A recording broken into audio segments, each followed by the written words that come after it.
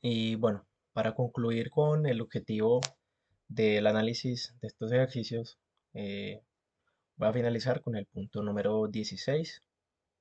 En este caso, volvemos a analizar el ejercicio, primero que todo leyendo el enunciado y analizando el esquema o la figura que nos dejan para dicho ejercicio.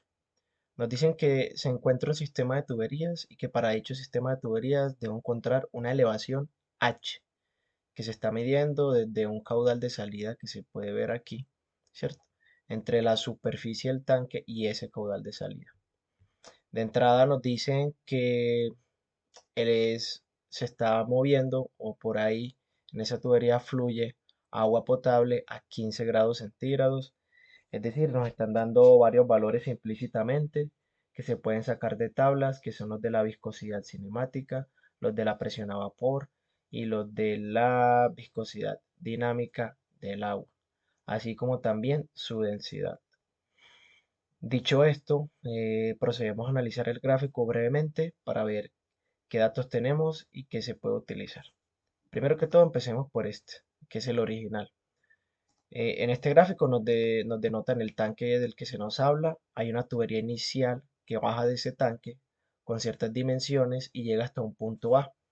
En ese punto A se divide en dos tuberías, con una válvula desde A en esta dirección y luego de dividirse A en esas dos tuberías, vuelve a girar la tubería por la parte inferior hasta llegar a un punto donde hay un caudal de salida de 20 litros por segundo. Esa tubería se va a conectar nuevamente con la separación de A y va a formar en esta pequeña parte un circuito o una tubería cerrada. Y B termina saliendo por un extremo por sí sola con un caudal de 60 litros por segundo. Entonces, nos están pidiendo la altura.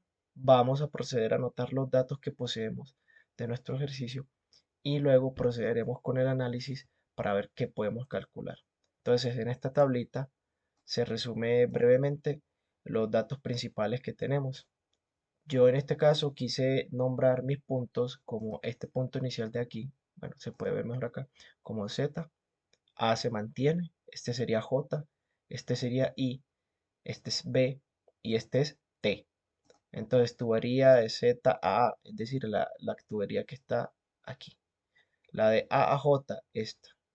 La de A a B, esta. La de JI, esta. La IB, esta. Y la BT, esta. No importa si se lee BT o TB, pues en este caso solamente es una forma de poder diferenciar los datos iniciales. ¿Listo? Entonces para cada una de las tuberías tengo su longitud, tengo su diámetro. Por lo tanto, yo puedo calcular el área utilizando la fórmula de pi de cuadrados sobre 4. Adicionalmente, vamos a anotar unos datos que no solo nos da el ejercicio, sino el enunciado, que son los que habíamos hablado, la gravedad, el valor de pi que nos simplificará las ecuaciones, la rugosidad, la viscosidad cinemática y este K de AJ es una pérdida por accesorio de la válvula en la tubería A a J. Listo. Entonces, tengo dos caudales de salida, que son este 60 y este de 20. Por ecuaciones, yo sé que el caudal de entrada, es decir, en este punto, tiene que ser igual al caudal de salida, es decir, a estos dos caudales. Entonces, en este punto, lo que quiere decir esa ecuación es que en este punto lo que está entrando va a ser igual a lo que está saliendo. ¿Cuánto está saliendo? 60 más 20. Es decir, en este punto Z, desde Z hacia A, me están entrando 80 litros sobre segundo de caudal. Se puede evidenciar un poco mejor acá, aquí se ve 80. Ya luego explicaremos el siguiente gráfico. Entonces, antes de proceder con este gráfico, hay que analizar o considerar estos tres enunciados principales. La ecuación de continuidad, que me dice que la suma de los caudales en un nudo es nula. ¿Qué quiere decir eso? Teniendo en cuenta pues las direcciones de los caudales, todo aquel caudal que salga desde un nodo lo voy a considerar como negativo y todo aquel que entra hacia mi nodo como positivo. Entonces la suma de esos que salen, que son negativos, con esos que entran, que son positivos, debería darme cero. Eso es lo que quiere decir esa primera ecuación de continuidad que debe cumplirse. Segundo, la ecuación de las energías. La suma de pérdidas en un recorrido cerrado es nula. Es decir, la suma de las pérdidas en el recorrido A, B y J debe ser igual a cero. Y tercero, la ecuación de energía entre dos nodos. Es decir, yo voy a tener una energía inicial y eso va a ser igual a la final más la sumatoria de pérdidas por fricción y pérdidas por accesorios. Entonces, ahora sí podemos proceder con este análisis. Partiendo de esta imagen, o partiendo también, bueno, partamos de esta imagen con solo las letras amarillas. En este caso no he planteado las direcciones de ningún caudal, ni mucho menos. Y me encuentro con un circuito cerrado en este punto.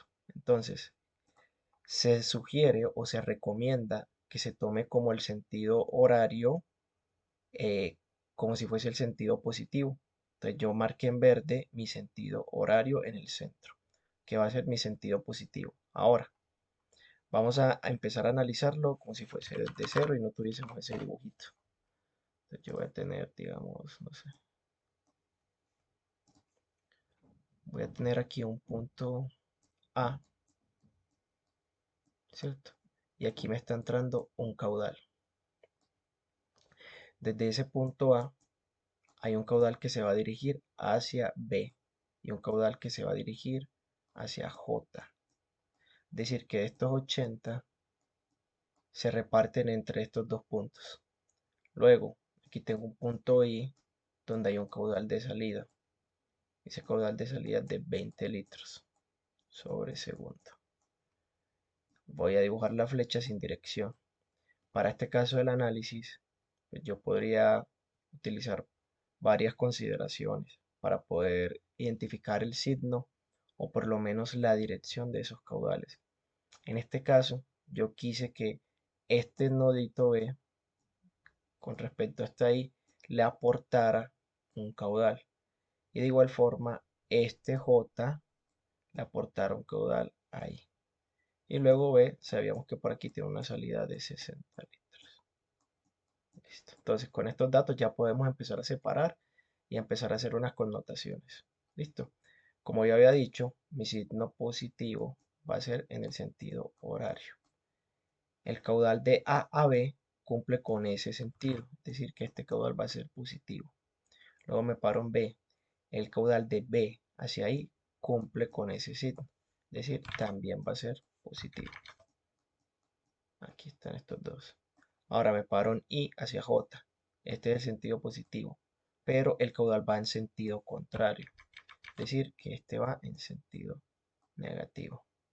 Me paro de J hacia A, voy hacia el sentido positivo, veo que va en el sentido contrario, entonces ese va a ser un caudal negativo. Y así fue como se hizo el análisis para este circuito cerrado, que se puede evidenciar un poco mejor acá. Las flechitas verdes en el exterior me indican los lados positivos y las flechitas naranjas los negativos con su respectiva dirección. Luego, lo que procedí, lo que, o lo que con lo que se procedió, conjunto con mis compañeros, es a identificar los valores de caudal, porque para este punto yo puedo conocer, porque yo tengo los datos de entrada en el nodo A, más no tengo los de salida hacia este punto B, hacia este punto J, hacia el punto I. No tengo esos datos. Voy a estimarlos, voy a asumirlos. Por lo tanto, yo primero puedo empezar a calcular los datos en el punto A, que son los que yo tengo. Y ese cálculo se realiza aquí. Tengo el caudal de entrada que es 0,08 metros cúbicos sobre segundo. Recuerden que lo teníamos en 80 litros sobre segundo, lo convertimos a metro cúbico. Como tengo el caudal y tengo el área, puedo calcular la velocidad. Luego, como tengo la velocidad, puedo calcular el Reynolds. Luego, aplicando la fórmula de Hallan, puedo calcular la fricción. No hay pérdidas por accesorios, no hay pérdidas locales, porque digamos que la única pérdida local de este circuito es esa válvula, pero está entre A y J. Y se calculan las pérdidas por fricción, claro que hay pérdidas por fricción, utilizando la fórmula del HF. Luego, al final, mi altura, o pues mi energía total va a ser la suma de las pérdidas locales con las pérdidas por fricción. y este valorcito es la energía en el nodo A, en este caso la altura, expresada en metros. Ahora sí, nos vamos a pasar hacia el nodo B. ¿Por qué hacia el nodo B? Porque no podemos irnos al nodo J, I, etcétera. Como me están pidiendo la altura H, tomando como referencia estos 60 litros hasta la superficie del tanque, lo más óptimo sería calcular esas cabezas o esas energías desde Z hacia 60. Y en ese recorrido me encuentro con el nodo A y el nodo B. Entonces, la forma más óptima de calcular esa altura o esa energía es utilizando el nodo A y el nodo B y calculando toda la energía que posee debido al circuito cerrado. Entonces, listo. Ya tengo la altura en A. Me falta la energía en B y la energía en T para poder calcular esa altura. Entonces, vámonos para el nodo en B. Volviendo al nodo en B, voy a concentrarme ya solamente en mi circuito cerrado para poder calcular todos los valores del caudal en estos puntos. Entonces, voy a tener cuatro tuberías, de A hacia B, de B hacia I, de I hacia J y de J hacia A. Recuerden que ya los diámetros y las áreas los habíamos calculado en la parte de arriba. Los K también, el único que posee K, como habíamos dicho, es la válvula que se encuentra entre J y A. Y con dichos datos ya yo voy a empezar a calcular las velocidades. ¿De dónde saqué el caudal? De este análisis de acá. ¿Cómo hice este análisis? Listo. Volvamos a esta parte de aquí. Me están diciendo que desde este tanque hay un caudal inicial de 80 litros sobre segundo que entra hacia A. Desde A se tiene que dividir hacia B y hacia J. Digamos que no conocemos esas cantidades, entonces vamos a empezar a hacer el grafiquito acá. Listo. Entonces, hagamos un poco de zoom y nos concentramos aquí. Entonces, listo. Yo tengo un caudal de entrada de 80 litros sobre segundo. Llego hacia A. Habíamos dicho que por ecuación de continuidad, todo lo que está entrando hacia el nodo me llega como positivo y todo lo que me está saliendo en negativo. Es decir, que la sumatoria de lo que entra contra lo que sale tiene que ser igual a cero. Es decir, que entre estas dos flechitas que están saliendo me restan este 80 que está entrando. O sea, de aquí ese 80 se subdivide. ¿Cuánto? Ya veremos. Nuevamente, si me paro en este nodo, hago el análisis. Lo que entra menos lo que sale. Entonces, aquí lo que entra y lo que sale prácticamente es igual.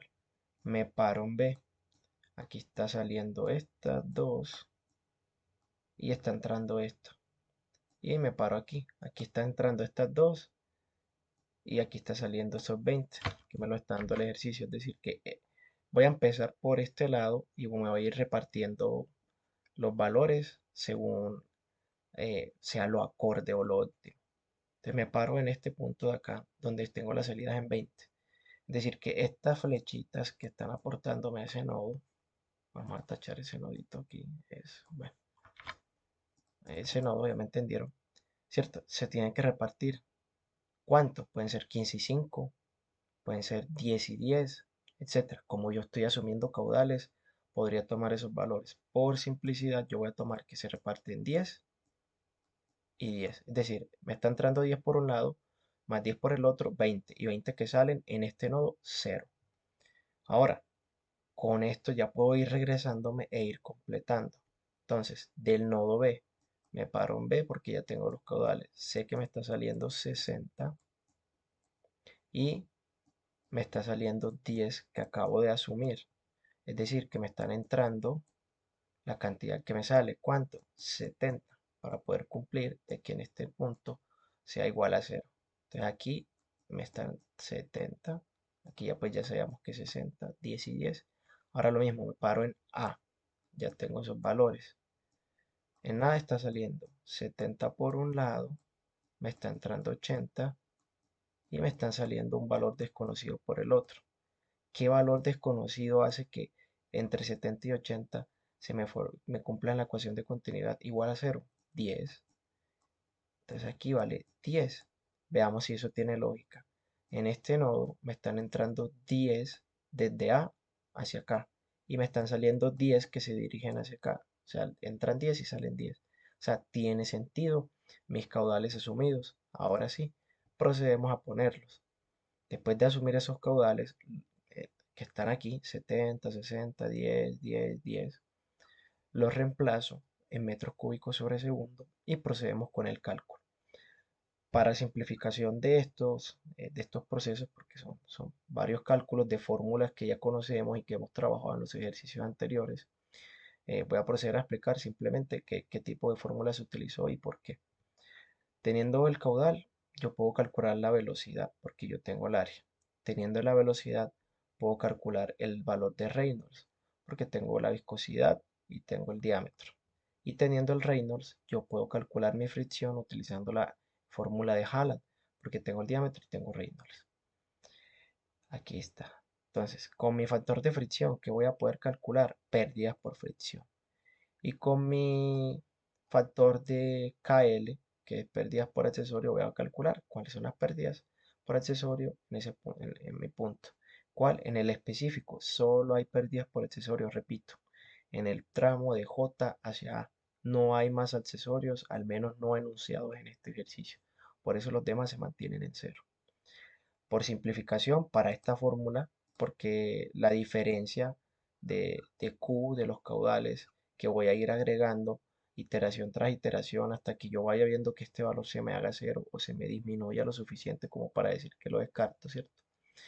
Va a depender de esta ecuación, que va a ser igual a menos la sumatoria de las pérdidas por fricción y pérdidas por accesorios sobre dos veces la sumatoria de pérdidas por fricción más accesorios sobre eh, la sumatoria de- sobre los caudales. ¿Listo?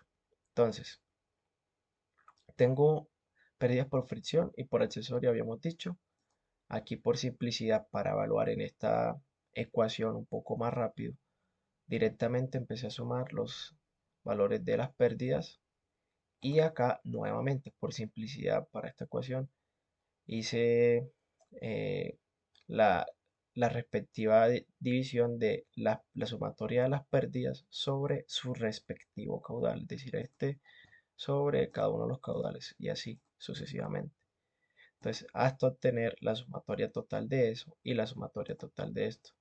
¿Qué son estos dos numeritos? Pues el de aquí es el denominador, miren que es la sumatoria de, de la suma, valga la redundancia, de pérdidas por accesorios y fricción. Y acá abajo sería la sumatoria de esas pérdidas por accesorios y fricción sobre el caudal. Y lo multiplico dos veces. Y obtengo mi diferencia de caudal. Repito, una vez yo calcule esto, empiezo a verificar de que este número sea lo suficientemente pequeño o cero para poder decir que acabo con mi proceso iterativo. En este caso no es un número que a mí me convence y voy a seguir iterando. Para mi segunda iteración, entonces voy a plantear la misma tabla, voy a plantear los mismos valores porque la longitud de mi tubería no ha cambiado, el diámetro no ha cambiado, su área tampoco, el accesorio no se ha movido, por lo tanto sigue manteniéndose entre la tubería de J y A, pero lo que sí va a cambiar es el caudal. Entonces, este caudal de aquí o estos caudales de aquí, ya lo que voy a empezar a hacer es adicionarle esta diferencia, de forma tal que voy a proceder nuevamente a recalcular mis valores de velocidad, Reynolds, fricción, pérdidas por accesorios, pérdidas por fricción y su sumatoria. Entonces se repite el proceso iterativo hasta encontrar nuevamente mi diferencial de caudal. En este caso, vemos que pasó de un número pequeño, pues las cifras decimales se aumentaron, se están acercando muchísimo más a cero. Pasó de un número pequeño a acercarse mucho más a cero. Es decir, que vamos por un buen camino. Decido tomar, o decidimos, mis compañeros y yo, hacer una tercera iteración. Se realiza una tercera iteración, vemos que ese valor nuevamente se hizo más pequeño, ya este es 4.9 por 10 a la menos 5. Decidimos volver a iterar, hicimos una cuarta y una quinta iteración hasta que ya vimos que tenía 7 cifras decimales, bueno, 7 ceros después de la primera cifra decimal Entonces ahí decidimos que ya era muy significativo, ya era un valor muy cercano a cero. Y en este punto acabamos, o pues detuvimos nuestra iteración. Entonces en este punto, este es el que nos interesa, el último punto, donde ya tenemos los valores aproximados, donde decimos que nuestra diferencia de caudal va a cumplir con nuestras ecuaciones de continuidad y donde garantizamos de que este valor es lo suficientemente pequeño como para que no nos afecten los resultados. Ahora, ¿cuál va a ser, o sea, aquí con estas iteraciones, qué logré hallar? Logré hallar mi energía o mi altura en el nodo B, que es este de aquí. ¿Cuál es esa energía? ¿Cuál es esa altura? Esta. 3.32, etcétera, etcétera, expresado en metros. ¿Qué me hace falta? El punto T. El punto T es el donde se encuentra el caudal de salida. Como yo conozco el caudal de salida, no tengo que iterar, no tengo que aproximar, ni mucho menos. Voy a proceder con los datos que ya poseo. Ese caudal es de 0.06. Calculo la velocidad porque tengo el área de esa tubería, porque también tengo la longitud y el diámetro. Calculo Reynolds, calculo la fricción, no hay accesorios, entonces no hay pérdidas por accesorios, sí hay pérdidas por fricción. Y finalmente calculo mi altura, la altura del nodo, que va a ser este valor de aquí. Y ahora sí, para mi energía total voy a sumar la altura del nodo T más la altura del nodo B más la altura del nodo A. Y eso me da un valor de energía de 11.14 metros. Con esto finalizamos nuestro proceso iterativo y concluimos que la altura desde este punto hasta la superficie del tanque es de unos 11.14 metros. Espero que les haya parecido interesante y que les haya gustado esta explicación. Muchísimas gracias.